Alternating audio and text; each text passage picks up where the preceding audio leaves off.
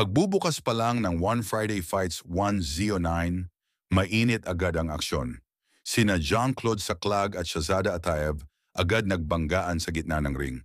Sa unang tunog ng bell, mabilis na nagpakawala si Saclag ng isang matalim na jab.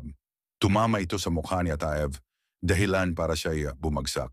Sinubukan agad ni Saclag tapusin ang laban sa ground and pound, pero magaling umiwas si Ataev at mabilis na nakatayo. Matindi ang sagupaan, palitan ng mabibigat na suntok at malalakas na sipa. Bumawi si Ataev, tinamaan si Saclag at napabagsak din.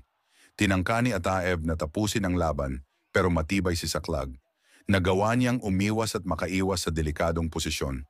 Pagsapit ng 3 minuto, napunta ang laban sa ground. Dito nagsukatan ng galing sa grappling. Muntik na makuha ni Ataev ang isang knee bar, pero sa husay ni Saclag sa reversal, nakatakas siya at muling nakatayo. Balik striking ang dalawa, walang nagpapatalo. Pagbukas ng second round, mainit pa rin ang aksyon. Gusto ni Saclag panatilihin ang laban sa striking, pero determinado si Ataev na dalhin ito sa ground.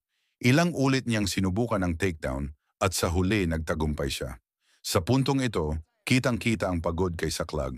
Pero kahit pagod, hindi siya tumigil. Lumaban pa rin siya para sa bandilang Pilipino. Pero sa isang pagkakamali, nakuha siya ni Ataev sa isang textbook armbar. Mahigpit ang pagkaka-execute. Wala nang takas. Napilitan si Saclag na mag-tap at dito na tinigil ng referee ang laban.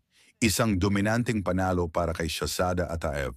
Pero saludo pa rin tayo kay Jean-Claude Saclag.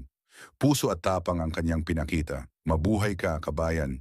Bounce back stronger. Nagustuhan mo ba ang post-fight reaction na to? I-comment ang iyong reaksyon at huwag kalimutang mag-like at subscribe. Maraming salamat, kaibigan.